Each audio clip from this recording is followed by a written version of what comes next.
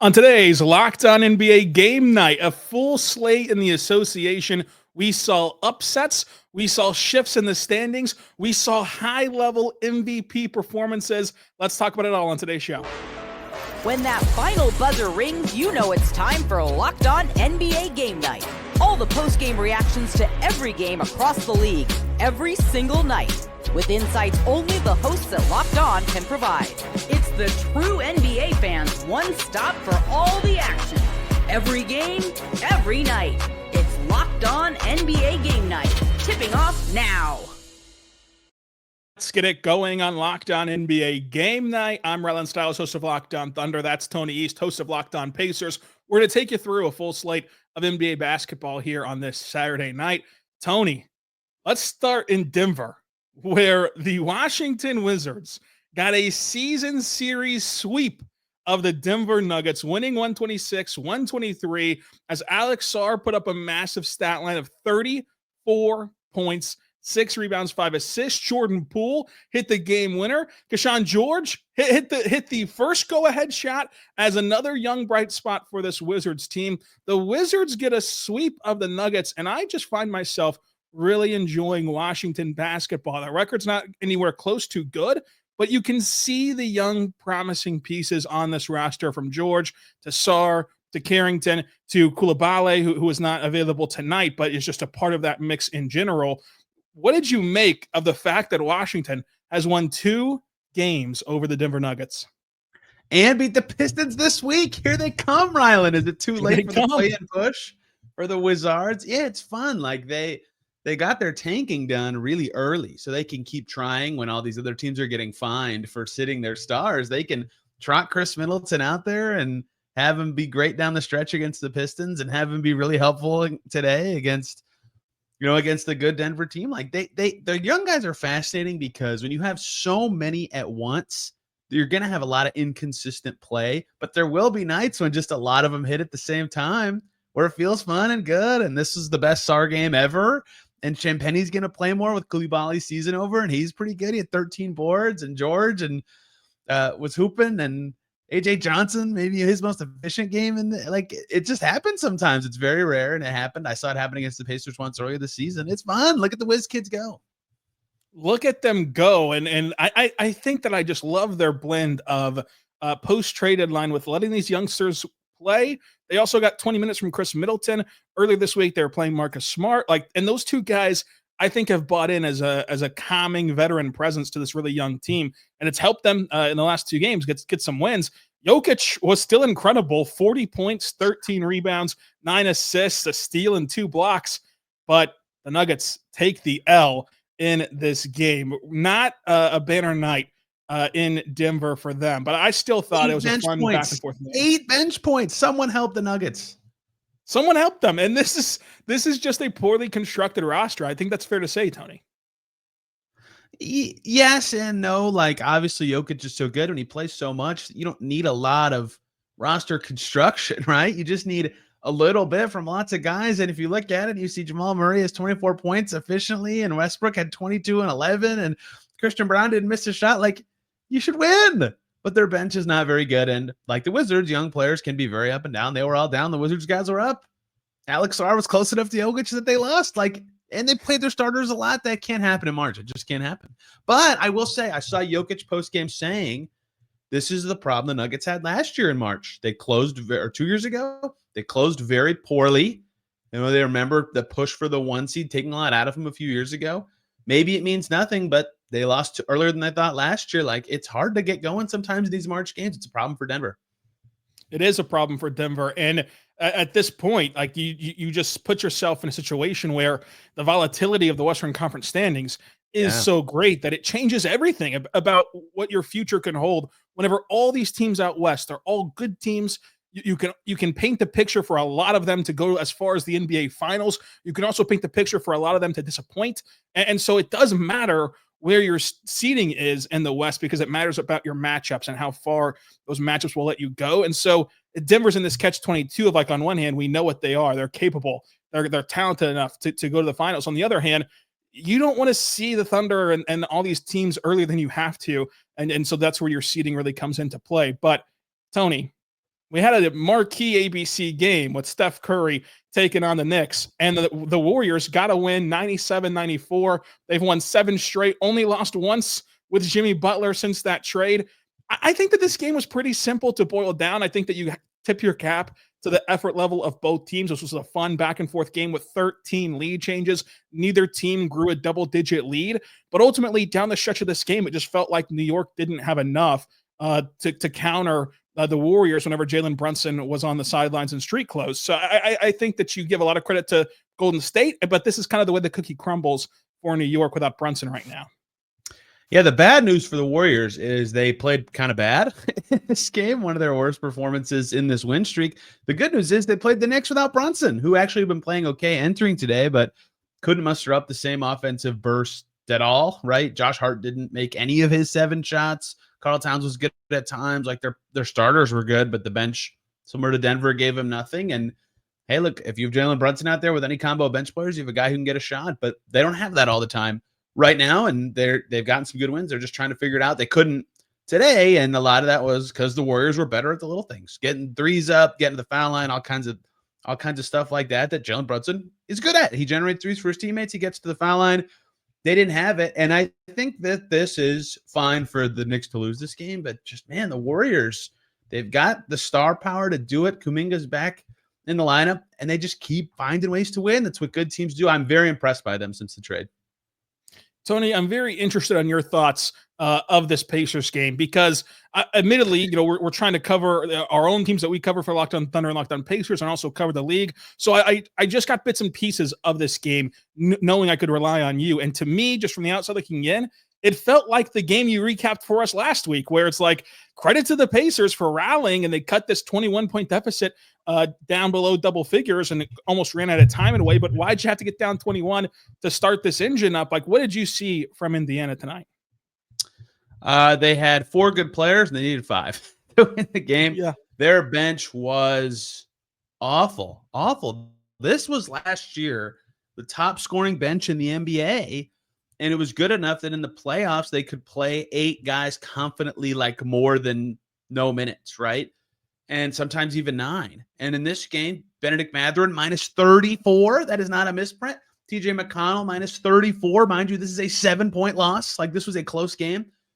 They got nothing from their bench group. They benched Thomas Bryant very quickly. They just played small. Ben Shepherd gave them very little. So their starters were great. Halliburton had 20 points, over 20 points, 15 assists, 0 turnovers. Pascal Siakam was awesome. Aaron Nesmith had 30 for the first time in his career, and they still lost because their bench was so bad, and because there's this guy on the Bucks, Rylan. I don't know if you've heard of him. He's Greek. He's tall. He's athletic. Giannis, he's really good. Pacers did a good job against him earlier this week. They doubled him right on the catch. He'd get off the ball more than more than he does in every game. Today, he just said, okay, I figured this out. Game slowed down for him a bit, pounded to the rim, dunked, and that's what he does at his best. They couldn't stop him, and so it was hard for them to go on sustained runs to make that full comeback, even though he fouled out. 34, 10, and 7 for Giannis. He was excellent. So this was a bench loss for the Pacers, but this was also a Giannis and Dame played better than they did Tuesday win for the Bucks, who are quite good and now clinch the tiebreaker over the Pacers. Huge for the Eastern Conference standings. That could come in great handy with how this race is shaping up, especially out east. But Tony, you have a Thunder opinion that you really want to have us discuss, and you haven't told me what that is. So I'm going to find out, just like the audience, coming up. But first, I want to say right now, my good friends over at FanDuel, go check out FanDuel today because March Madness is here, and FanDuel is giving you a chance to get in on the action like never before. Right now, new customers can get $200 in bonus bets when your first $5 bet wins. That's $200 in bonus bets to help you with anything from buzzer beaters to Cinderella stories and even who's going to cut the nets down.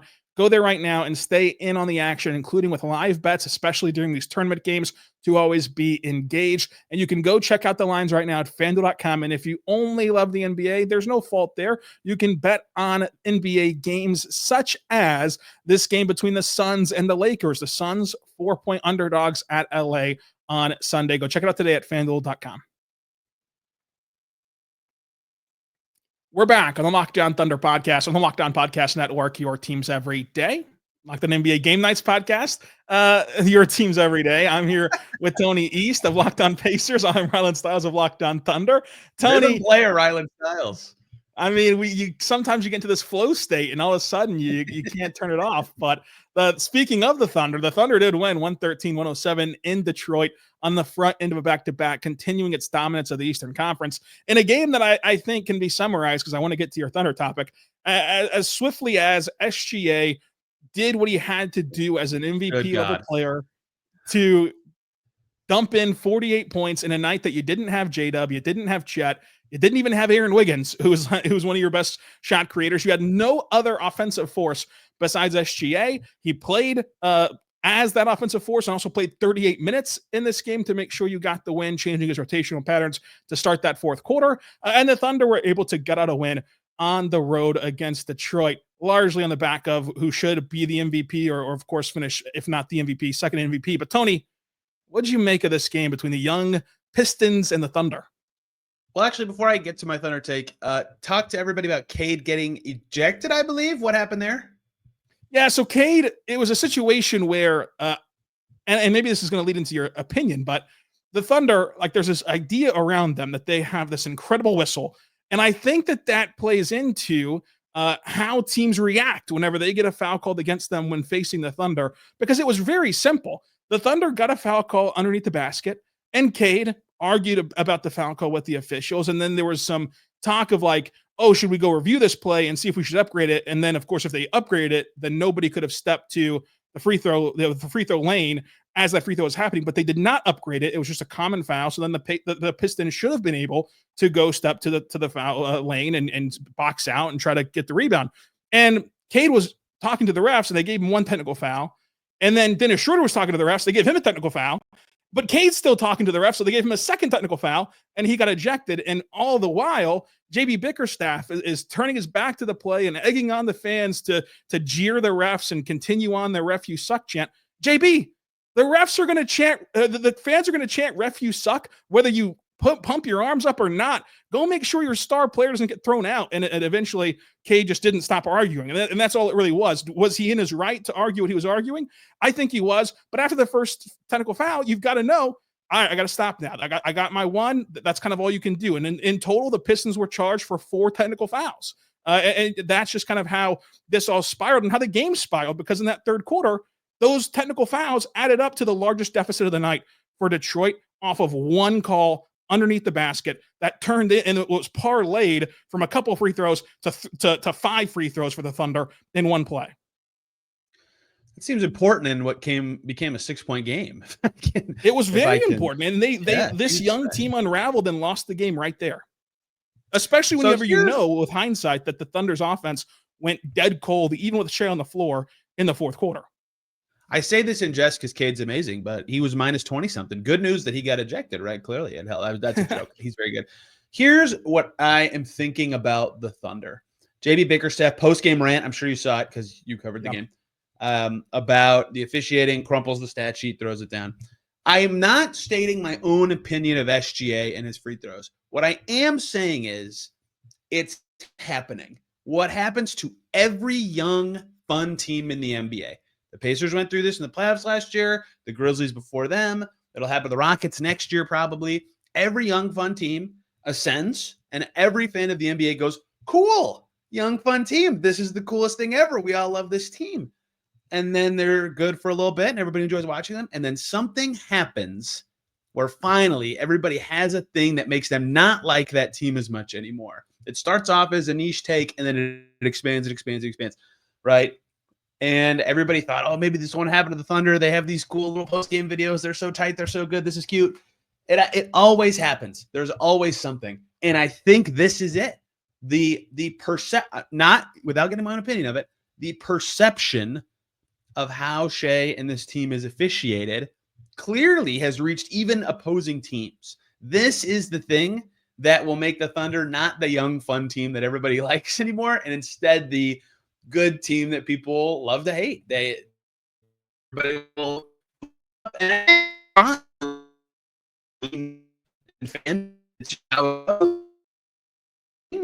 lasted long.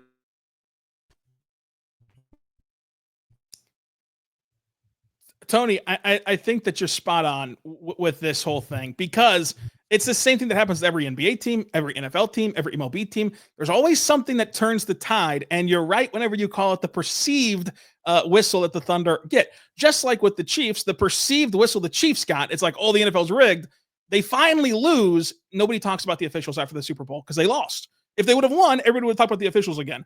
It's something that you cling to make you feel better about losing, frankly. Because the Thunder, going back to Oklahoma City, they are in the bottom three in the sense of they get called for the third most fouls in the league.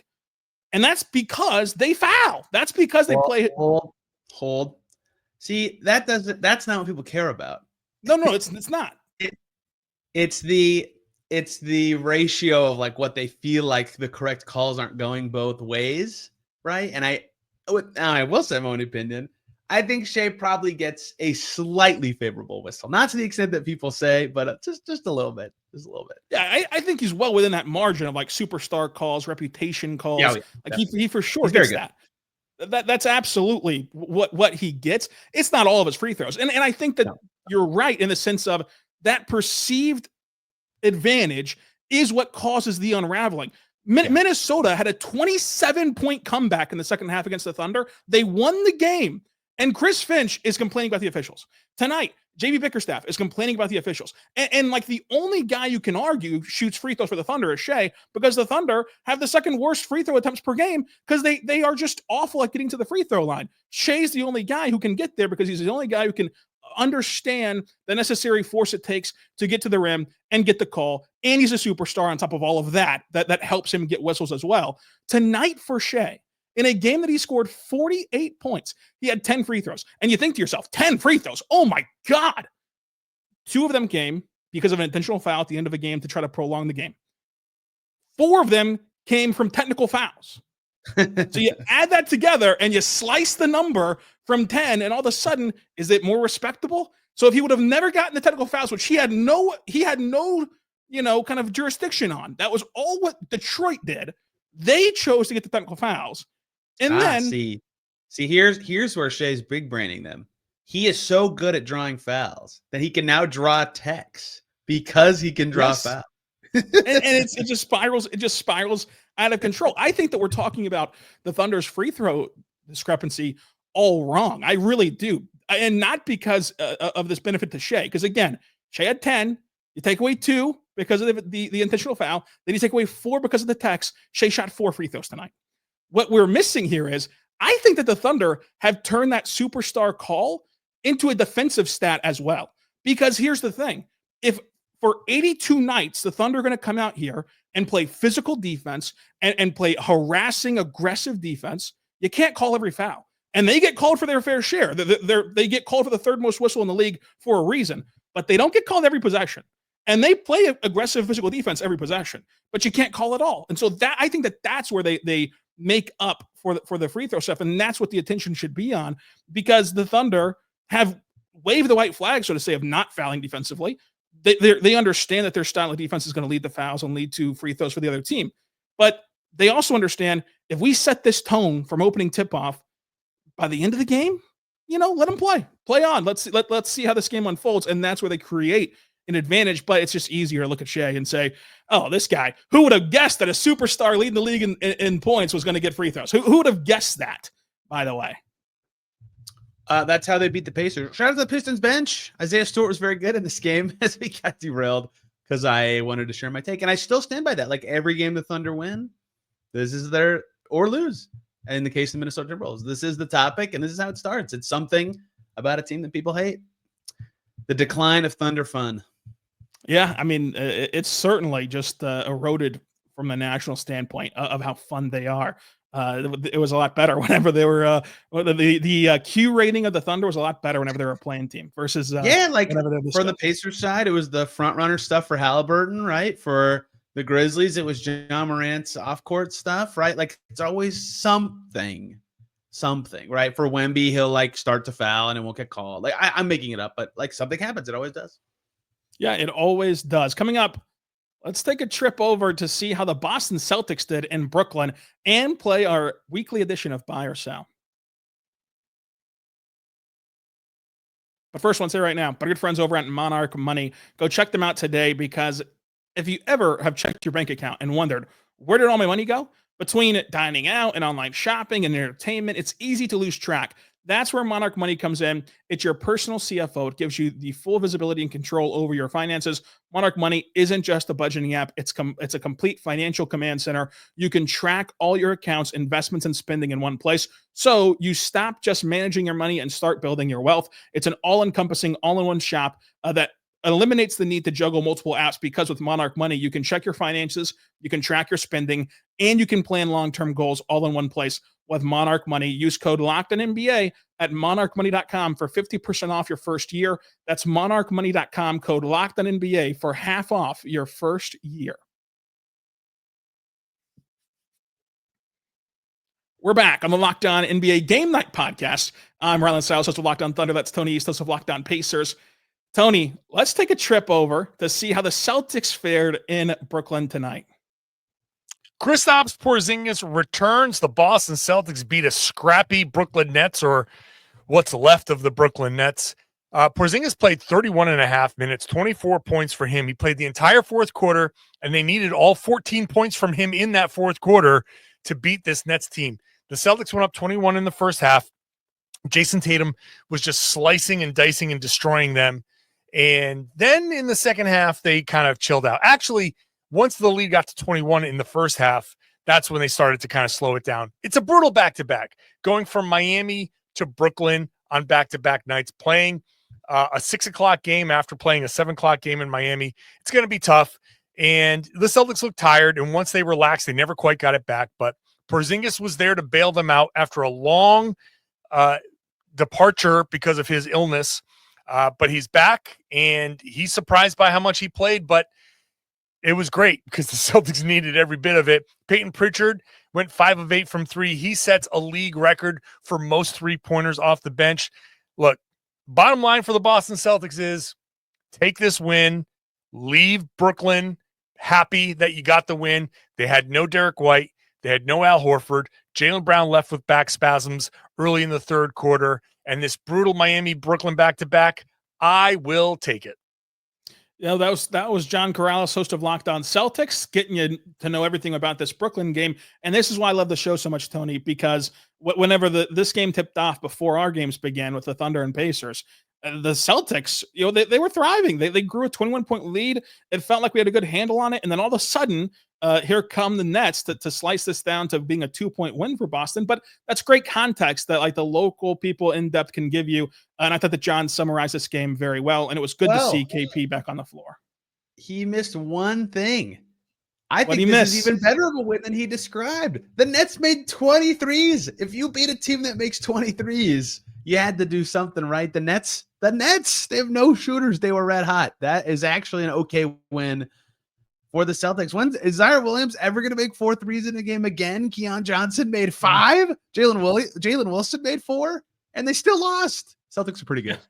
It's like exactly what happened to the Thunder in Brooklyn, where like at home, these role players just shot the ball well against 2 really good teams that they had no business being in a game with. But to their credit, they rose to the occasion. So that's a fun storyline for Brooklyn, but a good win for Boston. And like John was alluding to, you know, you'd rather win ugly than lose pretty every single time. So at the end of the day, we're going to look back on this and just remember the win, not the ebbs and flows of the game. But Tony, it's time for our weekly edition of Buy or Sell. I'm glad that you're in the hot seat today to buy or sell. The first item, as Miami loses 125-91, Heat culture, the Heat, they're just done. Like what's the path look like for Miami? Are you buying or selling that Heat culture is gone? Oh, they beat the, like I just said, made over 20 in that game. And that sometimes, right? Like to the Heat for winning that one. Man, they look rough, and I don't really get it. I got to take a little bit of an L. Like, I get it. They gave up Jimmy Butler, but I thought they'd be okay after the trade. Like, they got Wiggins. He's good. Davion Mitchell's like, seems like a Heat culture-y guy, right? They got a pick. They got some other interesting stuff. I was like, oh, they won't be good, but they'll be okay. They have not been okay. They look like they have a roster that can defend. They don't. Bam can't really be an offensive leader. If Hero doesn't have like a banger night, they just can't score. they just cannot score. So their defense doesn't matter that much. The Grizzlies are very good. They smoked them. Shout out to Tony Allen for the jersey retirement. But I'm really worried about the Heat. I thought they'd be better than this. And they don't have a lot of ways to recover. Yeah, you're again spot on. I agree with you wholeheartedly because like there's a part of me that like it just feels like in my experience watching the NBA, like they're kind of like the younger version of how people feel about the Lakers.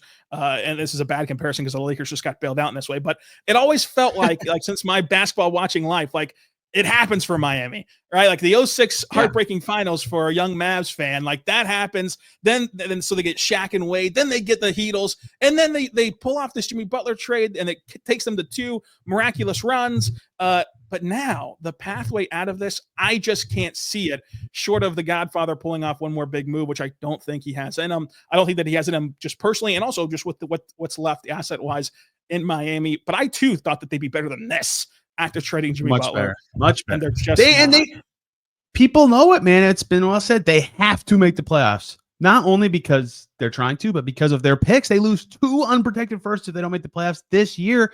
They're in 9th, like kind of handily after losing 7 in a row. They're lucky the Magic are also not playing well, and they have a chance to get to 8. They need it so bad. So bad. And now we move on to a more uplifting buy or sell topic. Not are they dead? The Rockets, they got another win against the Bulls. They've won 6 straight. And all of a sudden, you look up at the number 2 seed, and we used to bicker about, is it going to be the Lakers or the Nuggets? The Rockets are the number 2 seed in the West again. Tony, buy or sell that the Rockets are going to win 2 playoff series? 2 series. How many games in those 2 series? If you could, I will tell you how many series I think they win based on this. If they have over half of their playoff games, that Jalen Green and Fred VanVleet are both efficient in the same game, yes, they will win both. They will win 2 rounds, right? That's what their team is. They don't have a lot of offense. Like they generate it in goofy ways by like forcing turnovers and getting every rebound and being really annoying to play against.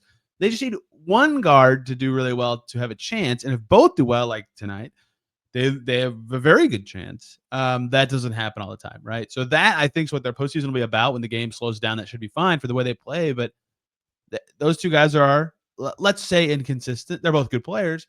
But in the postseason, when game plans are really tailored to your opponent, if those guys get slowed consistently, I don't think they can win 2 rounds. Even though I like the way they play, I think they're better than people give them credit for. Yeah, I'm going to sell this, but it's not an indictment on the Rockets in the sense of I've actually like improved my stance on the Rockets. I do think that they can win a series.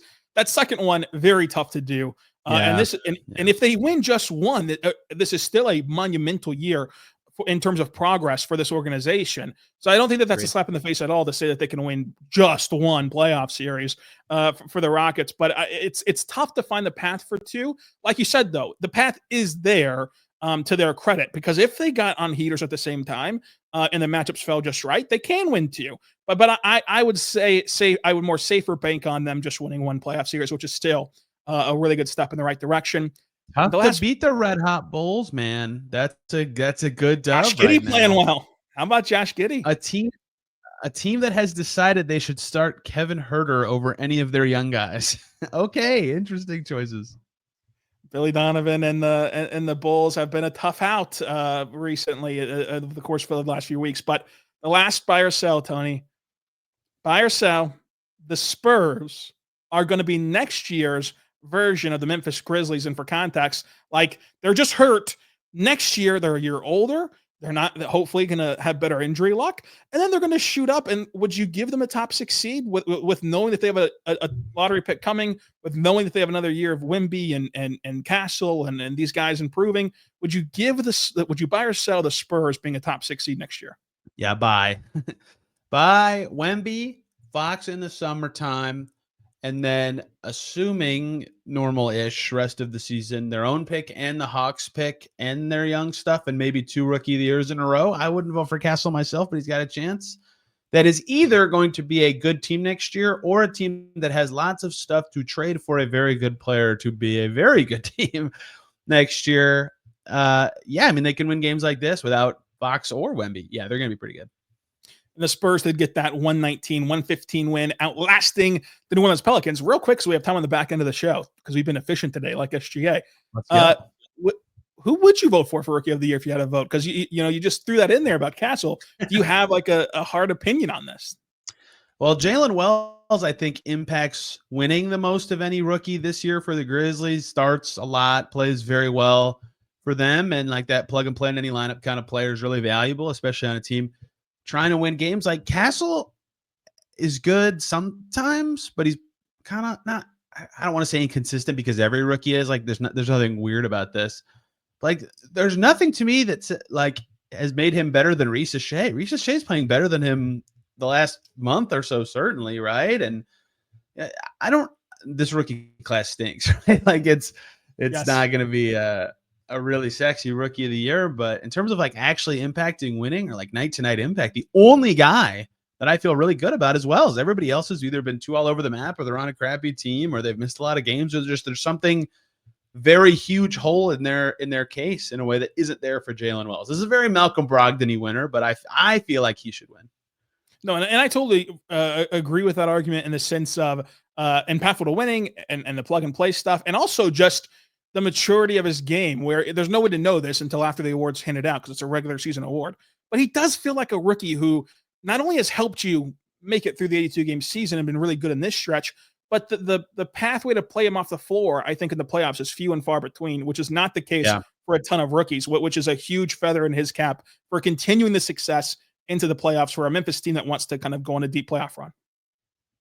I agree. And like the answer is going to be either he doesn't take shots and just keeps the ball moving and maybe that hurts their offense, or if he misses them, that might get him off the floor, I guess. But if you're the Grizzlies, like you really care? You have enough other guys to play. I don't know. He's just good, man. And we'll see what that leads to for them. Like Vince Edwards looked good last year. He barely plays. G.G. Jackson looked good. He barely plays. They're deep with young talent. Maybe it means nothing after this year, but in a crappy rookie class, he's impacted winning the most to me. He has impacted winning. I feel like you've impacted winning today, Tony, on this edition of Locked On NBA Game Night. Go check him out, Locked On Pacers. You can find me Locked On Thunder until tomorrow as the Sunday crew gets you set for Locked On NBA Game Night. Be good and be good to one another.